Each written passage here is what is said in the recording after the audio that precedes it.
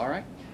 So Mike, we were talking a little bit, of course, about the winter outlook, and just kind of in general terms, people want to know, what is that winter outlook for this year? Well, winter outlook is going to be influenced by La Nina again. And again, La Nina is just a analysis of water temperatures out in the equatorial Pacific. They're going to be cooler than normal. That's what the La Nina phase is. Typically during La Nina, we see the storm track come into the Ohio Valley with greater frequency, and we are expecting that this year.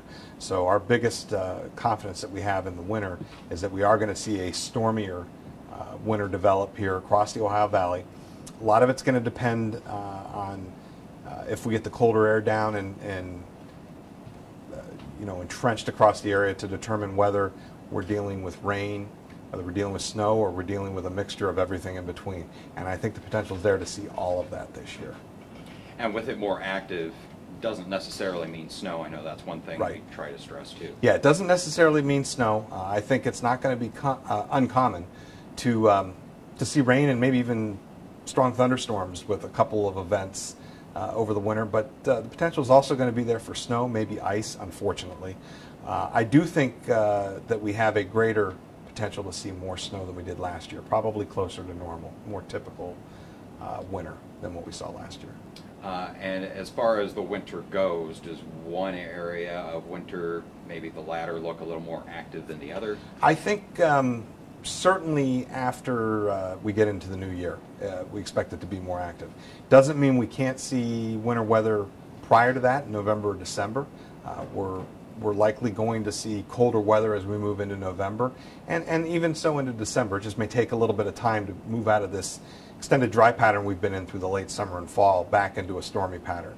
I do think, though, January and February are likely to be active, and for those looking for an early spring preview, probably not going to get it this year. When we look back at previous winters with similar conditions, March tended to be cooler than normal, and we often saw the wintry weather persist into March. And kind of looking back at other years, is there one that kind of correlates a little better to what we've been experiencing here in the fall? Yeah. Right now, 2007 is remarkably similar to what we've had so far this fall. That year we had very warm, dry weather through the late summer and into the fall. October was exceptionally warm. For those who were here in central Indiana at that time, we actually hit 90 degrees on Columbus Day weekend that year. It was very warm. But we flipped into a cooler scenario as we got into November that year. And then the winter was a stormier winter that saw a little bit of everything. We had severe weather. Some may remember there was a tornado in Speedway in January that year. But we also had snow, had about just over 23 inches of snow in Indianapolis.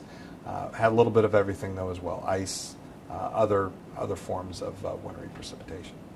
And as we go through the winter, there are some other kind of, I call them wild cards, that kind of come into play, so it's not just La Nina necessarily. Right. La Nina is certainly a big player, but we look at other factors as well.